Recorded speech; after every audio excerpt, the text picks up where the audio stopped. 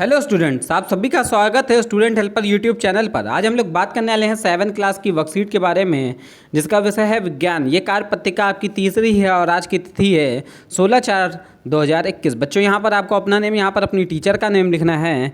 और ये वर्कशीट जो है हिंदी मीडियम वाले बच्चों के लिए। आज आपके इस वर्कशीट का जो विषय है वो है पादपों में पोषण के अन्य विधियाँ। जो पादप होते हैं उनमें कैसे पोषण होता था, ये हमने पिछली क्लासों में पढ़ा।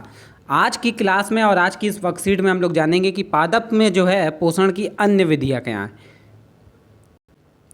तो बच्चों, आइए देखते हैं आपकी वर्कशीट में क्या दिया गया है। इसमें बताया गया है मनुष्य और अन्य प्राणी की तरह पादप भी अपने पोषण के लिए अन्य पादपों पर निर्भर नियमित खाद्य पर निर्भर होते हैं। वे विषम पोषी कहलाते हैं। देखो, कुछ प्लांट्स ऐसे होते हैं, कुछ पादप ऐसे भी होते हैं जो मनुष्यों और किसी अन्य प्राणी की तरह जो है कुछ पादपों पर क्या करते हैं, निर्भर होते हैं। ठीक है, उन्हें हम क्या कहते हैं, उन्हें हम बोलते हैं विषम पोषी पादप कहलाते हैं। और इनकी जो प्रणाली होती है उसे क्या कहा जाता है, विषम पोषीय प्रणाली कहलाती है। चित्र में आपको देख रहा होगा, ठीक है, इस वाले चित्र में आपको दिख रहा होगा, ठीक है, कि आपको इस चित्र में दिख रहा होगा कुछ, और आपको इसमें एक पेड़ दिख रहा होगा बच्चों, कि ये चित्र जो है, यह चित्र अमरबेला पेड़ का है या पादप का है। इसमें क्लोरोफिल नहीं पाई जाती है, जिसकी वजह से ये कैसे होते हैं, हल्के पीले कलर के होते हैं। ठीक है, ये अपना भोजन उस पादप से प्राप्त करते हैं जिस पर आरोहित होते हैं, यानी कि जिस पर ये चढ़ाए जाते हैं। मान लो एक पेड़ है, ठीक है बच्चों, एक पेड़ है इस तरीके से, तो ठीक है, इस पे एक दूसरा हम पेड़ चढ़ाते हैं, तो वो क्या करेंगे, अपना भोजन दूसरे जिस पेड़ पर चढ़ाए गए हैं उससे वो क्या करते हैं, ग्रहण करते हैं। तो जिस तरह से जिस पर वह आरोहित होते हैं वह पादप पर पोषी कहलाते हैं। और क्योंकि अमरबेला जैसे पादप पर पोषी को अनमोल पोषिकाओं से वंचित करते हैं, उन्हें परजीवी कहते हैं। ठीक है, और वह क्या कहलाते हैं, परजीवी कहलाते हैं। आइए आगे देखें आपकी पत्रिका में क्या दिया गया है। इसमें बताया गया है कि बच्चों, क्या आप जानते हैं कि दुनिया में कुछ ऐसे जीव जंतु, ऐसे पादप भी हैं जो जीव जंतु को क्या है, खाते हैं। ठीक है, तो आइए देखते हैं उनके बारे में कुछ पढ़ते हैं। ठीक है, तो इसमें क्या कहा गया है, इसमें कहा गया है कुछ ऐसे पादप भी होते हैं जो कीटों को पकड़ते हैं तथा उन्हें पचा जाते हैं। ठीक है, वो क्या करते हैं, कीटों को पकड़ते हैं और उन्हें पचा जाते हैं। ऐसे पादप हरे एवं अन्य किसी रंग के हो सकते हैं, हरे भी हो सकते हैं, किसी अन्य रंग के भी हो सकते हैं। और चित्र में पादपों को दिखाया गया है। ये देखिए, आपको चित्र दिखाया गया है। इसमें ये आप देख रहे हैं पादप एक है, ये कुछ पादप हैं।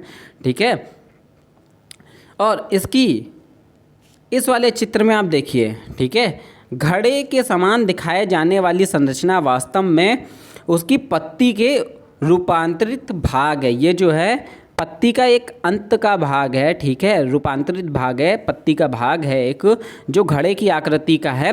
और पत्ती के शीर्ष पर भाग पर घड़े का ढक्कन है, और इसके शीर्ष पर क्या है, घड़े का क्या होता है, ढक्कन होता है, यानी कि मुंह होता है। और घड़े के अंदर अनेक रोम हैं, यानी कि रोएं हैं, जो इसके नीचे की ओर ढक लेता है, जो इसे क्या करता है, नीचे की ओर क्या कर देता है, आप ढक देता है। ठीक है बच्चों, इसके बाद जब कोई कीट क्या होता है, इस घड़े के अंदर प्रवेश कर जाता है, जब क्या होता है, कोई कीट इस घड़े के अंदर प्रवेश कर जाता है, तब यह बाहर नहीं निकल पाता है।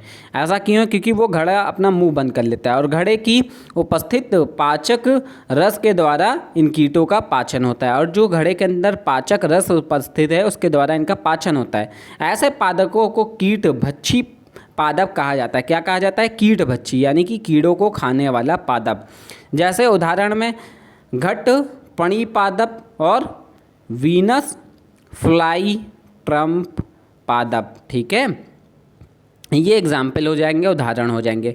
आगे देखिए, इसमें बताया गया है वह पादप जो कीटों के ऊपर इसलिए निर्भर होते हैं। ये पादप जो हैं कीटों पर इसलिए निर्भर होते हैं क्योंकि इनको मृदिका से या मिट्टी से वो आवश्यक तत्व नहीं प्राप्त होते हैं जिनकी उनको आवश्यकता होती है। ठीक है, आइए देखते हैं, कुछ प्रश्न दिए गए हैं अभ्यास के रूप में, आपको उनके आंसर देखते हैं। जैसे इसमें कहा गया पीले रंग के दुर्बल तने वाले परिजीव का नाम लिखिए। तो इसका नाम क्या हो जाएगा बच्चों? इसका नाम हो जाएगा अमरबेला। ठीक है, ये जो होता है ये पादप जो है अमरबेला पादप, ठीक है, ये इसका हो जाएगा नाम। ठीक है, तो बच्चों ये आंसर नंबर 1 हो जाएगा। इसके बाद आगे देखिए क्या दिया गया, इसमें कहा गया कीट भक्षी पादप का उदाहरण दीजिए। तो कीट भक्षी पादप के 2 उदाहरण हैं, पहला ये पूरा यहाँ तक और दूसरा ये। ठीक है, तो आप ये दोनों उदाहरण क्या कर लेंगे, कुछ प्रश्न नंबर 2 में लिख लेंगे। तीसरा, कीट भक्षी पादप के पादप का भाषण क्यों करते हैं? ठीक है, कीटों को क्यों खाते हैं? तो इसका आंसर क्या हो जाएगा बच्चों? तीसरे का आंसर यहाँ से यहाँ तक हो जाएगा। ठीक है, ये दूसरे का आंसर और ये क्या है पूरा आपका तीसरे का आंसर है। ठीक है, आइए आगे देखते हैं। इसमें बताया गया है प्रश्न नंबर 4 में कि परिजीवी एवं कीटभक्षी पादप के द्वारा किस प्रकार से पोषण का प्रयोग करते हैं। ठीक है, जो ये दोनों पादप हैं कैसे पोषण लेते हैं, तो याद रखिएगा ये जो हैं, तो बच्चों ये जो आपका है आपका परिजीवी पादप जो होता है, ठीक है, कौन सा? परिजीवी पादप, वो क्या करता है, कैसे अपना पादप लेता है, कैसे भोजन लेता है? तो वह अपने भोजन उस पादप से करता है जिस पर वो चढ़ा होता है। तो पहले आप ये लिख लीजिएगा चौथे में आंसर। ठीक है, इसको लिखने के बाद आप पैराग्राफ चेंज करेंगे, यानी कि नीचे से लिखना चालू करेंगे। अब जो आंसर बता रहा हूँ वो नीचे से लिखना। तो इसके नीचे आप क्या करेंगे, उसे आंसर लिख लेंगे। ठीक है, और वो कहाँ आपको मिल जाएगा, यहाँ से।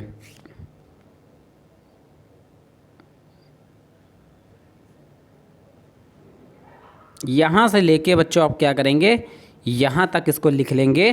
ठीक है, ये भी चौथे का आंसर है। ठीक है, तो आपकी वर्कशीट क्या है यहीं पर समाप्त होती है। वीडियो कैसी लगी कमेंट कर बताइए, वीडियो को लाइक करिए और चैनल को सब्सक्राइब करिए और ऐसे ही हमें सपोर्ट करते रहिए। धन्यवाद बच्चों।